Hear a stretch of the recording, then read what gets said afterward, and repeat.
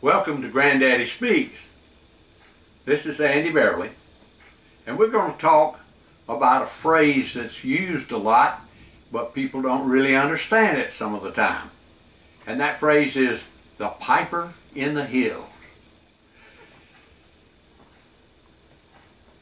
In times gone by, when the Scots in Scotland needed to gather their young men up to fight for the king, to go and help at a disaster or whatever was needed from the young people, the young men, all up in the Highlands where the brave, strong, soldierly Scottish people lived in Scotland, the pipers would come up in the hills and they would blow their bagpipes and they would blow tunes that caused the people to come, the young men to come and see what was up.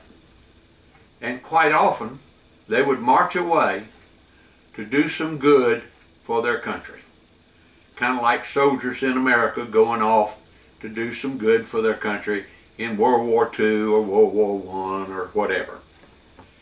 I'd like to show you a picture that shows a piper and the Duchess of Gordon bringing together the first people from the Gordon Highlanders, one of the great regiments of Scottish history, of Scotland's noble history.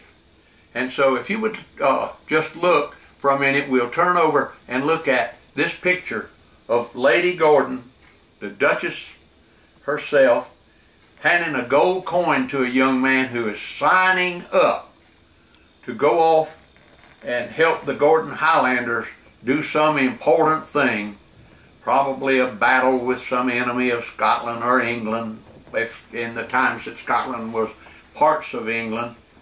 And so this shows you where the piper was. He was right there, and that's why these guys came. These were shepherds and workers who came because they heard the piper calling from the hills, and when they came down out of the Highlands, they found the piper, and lo and behold, the noble Lady Gordon with gold coins if you would enlist and come to be a part of the great Gordon Highlanders, much known in history. So the pipers were up in the hills all along the history, well into almost modern times, because they would be calling in the soldiers that, the people that would become soldiers, and some that were already soldiers but were not active in the military right then, but they were soldiers and they'd been trained to be soldiers. And they'd call them in, and then they'd get them all ready to go, and off they'd go. And guess who would be leading them? Always leading them. The piper in the hills. Now,